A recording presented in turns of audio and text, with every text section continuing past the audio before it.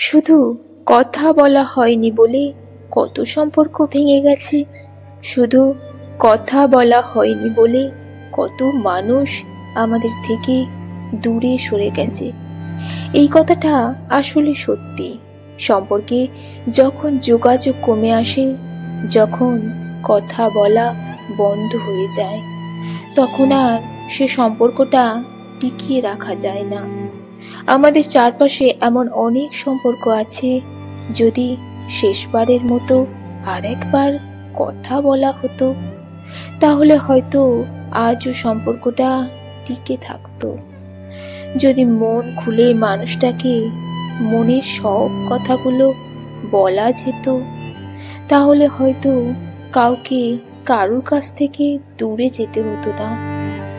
সম্পর্কে যখনই কথা বলাটা কমে আসে, তখনই আমরা একে অপরের কাছ থেকে দূরে যেতে থাকি।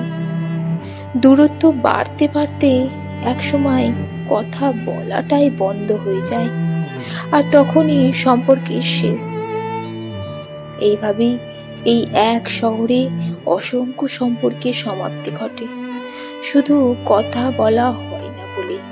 যে কোনো সম্পর্কে কথোপকথনটা খুব জরুরি মানুষটার কথাগুলো জানার, জরুরি মানুষটাকে নিজের সব কথাগুলো বলার।